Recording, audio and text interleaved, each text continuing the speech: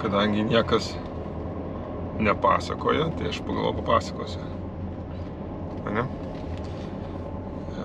Dabar imsim tik tai Trakų barą, pasižiūrėsit, kaip sekasi. Tai, ir kaip kainuoja klaidos kai kurios. Tai mes kai tik atsidarėm, startavom, aš 26 gal, kada sausio, tai sausio galim neskaičiuoti, ne? Tai vasaris, kovas buvo ir balandis berods. Visi mėnesiai buvo, apyvarta mūsų sviravo nuo 21 iki 23 tūkstančių.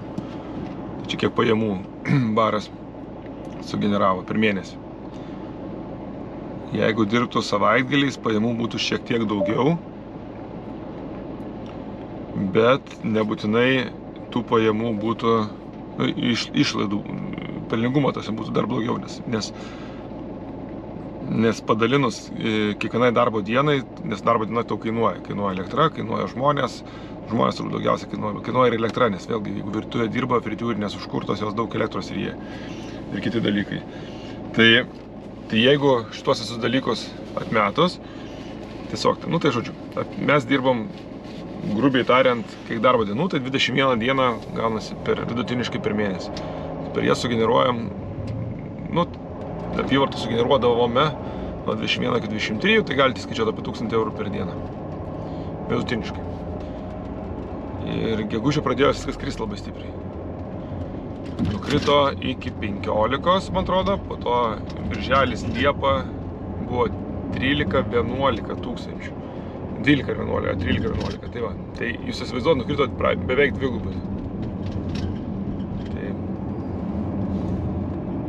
Ir čia buvo didžiulis šokas man, nes aš nesupratau, kas darosi ilgą laiką. Ir, įsivaizduokit, neužtenka, reikia bent 40, tai reikia normaliai viskas būtų, kažkas suktųsi. Tai buvo, kai startuojasi 20, tarkim, ten 1-23, tai kaip ir matai viltį, kai nukrenta iki 11, tai ta viltis kažkaip labai nutolsta stipriai. Ir kaip ir supratau, kodėl, bet sprendimo neradau tam ilgą laiką. Ir jau nekartą pasakojau, jau kas žiūrėjo ankstesnius video, tai žino. Tai aš trumpai tik pasikartosiu, kad padarėm tam tikrų tikrai gerų sprendimų, mano manimu. Ir mano manimu jie atsiperka. Antras dalykas, sakau, laiko tam nebuvo, todėl kad darinėjom dar vieną barą kartu. Ir kai viską pats darai, tu negali skirti dėmesio viskam, nes 3 barai yra stipriai per daug pačiam viską daryti. Ir tai yra per mažai, kad samdytų žmonės, kurie darytų už tave viską. Nes nesueina kiti matematika. Tai vienas baras yra ok, 2 barai yra jau yra daug galvos skausmų, 3 yra. Tai dabar Bilaikas tas yra toks, jisai kažkaip veikia, kažkur sukasi, bet tikrai iki jo prieisim. Ir kadangi mes priėjom tam tikrus sprendimus, padarėm juos ir tu negali iškart įsivertinti ir iškart pamatyti rezultatų. O taip norėtųsi, ne? Kad būtų padarėjai sprendimus ir iškart matai. Tai susikrovė daug dalykų. Pirmas dalykas baro išvaizda, antras dalykas mūsų dėmesio stoka labai didelė tam barui buvo. Trečias dalykas barmenų problema irgi tame dalyvavo labai stipriai. Ir, žodžiu, trumpai tariant, mes Liepos gale pradėjom, kadangi darbuotojai pradėjo mažėti. Nuo Liepos pradžios virtuviai sumažėjo, dar kažkaip tempiam, Liepos pačiam gale išėjo antra virėja ir atsirado tada jau bėdų daugiau. Tai va, tai mes realiai nuo pačio Liepos galo ir visą rugpjūtį praškai pradirbom Trakų bare, aš sąmoningai užsidėjau visą grafiką savo ir Gertrūdai, kiek tai yra įmanoma Trakų bare. Reiškia, keteliojamės tai už baro, tai virtuvėje.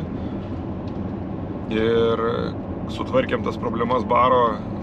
Dar ten galim kai kur pagerinti, tikrai yra dar vietų, bet dabar yra pakankamai gerai tikrai. Ir tas baras dabar panašus į barą yra.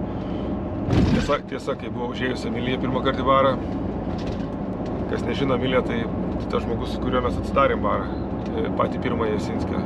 Mes prieš tai dirbom kartu knygyne, po to su kurjerio sistemomis ir po to čia. Tai mes perėjom labai toli kartu ir iki šiol tikrai gerai sutarėm ir aš patys šilčiausi jausmai jai visą laiką ir pasijausiu iš tiesų jos.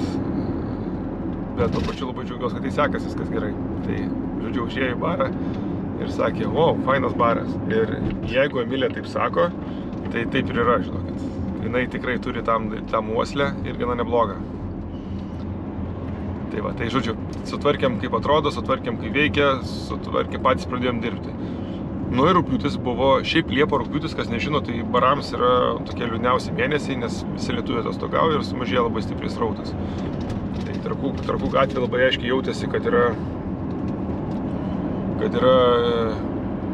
vien užsieniečiai, tų lietuvių mažai, tai lietuviai turėtų grįžti nuo rudens, taip bent jau mane guodžia Trakų gatvės kiti barai.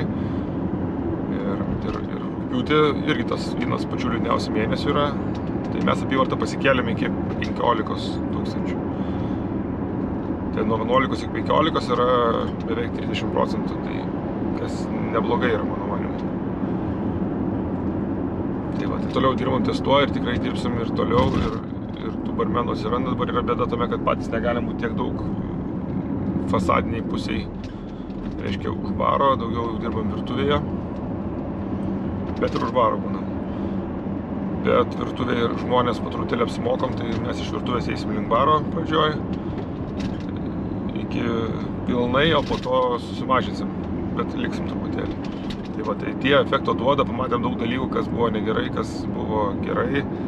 Šitos permainos, kurias dabar turime, tikrai gerą, labai stipriai. Vėl pravažiavau antrą kartą, bešnekėdamas pravažiuojus, kur man reikia sukti. Tai labai gerai, tikrai, sakau, džiaugiuosi, kol kas rugpjūtis kyla į viršų, dar toli gražu nuo starto mūsų. Startas buvo, pasirodo, ne toks ir blogas, kaip atrodės, man atrodo, kad 20 keli tūkstančiai yra mažai. Bet kad aš lyginu visą laiką su Jasinskiu, kur yra nesunku pažiūrėti, yra turbūt tarp 40-50 tūkstančių praškai visą laiką kiekvieną mėnesį. Čia orientyras, kad turėtumėt. Nesunku, čia šitą visą informaciją nesunku pažiūrėti, galite atsidaryti rekvizitą LT, ten viską rodo, metų apyvartą. Tai va, tai mes situaciją taisom, situacija gerėja, pozityvas gerėja ir iš Trakų mes nesitrauksim, todėl kad neturim kur trauktis. Ta barą sudėjom labai daug pinigų, labai daug savo laiko, energijos ir mes labai tikim juo ir turim jį pastatyti. Tai toks, čia yra, kaip sakyt, toks iššūkis, kurį tu turi įveikti. Čia nėra kito varianto. Negali tu sakyti, ai, čia nepavyko, einu kitą kažką veikti. Ne, mes turime įveikti šitą iššūkį, mes tikrai padarysim jį. Ir kai turėsim barmenų, kai nereikės leisti tiek laiko, tada eisim į Bilaiką tvarkysim. Aš po truputėlį minčių kyla, po truputėlį kaip ten dar... Watch out, vehicle on shoulder ahead. Ačiū. Tai kaip pagerinti truputėlį ir vizualiai, ir jaukumą, ir kitus dalykus, tai padarysim tikrai. Ir manau, kad tokį spalio mėnesį to užsiimsim. Tai va, tai tiek skaičių, kad suprastumėt kokią situaciją ir kaip kas vyksta, ko nieks nedaro, tai aš padariau.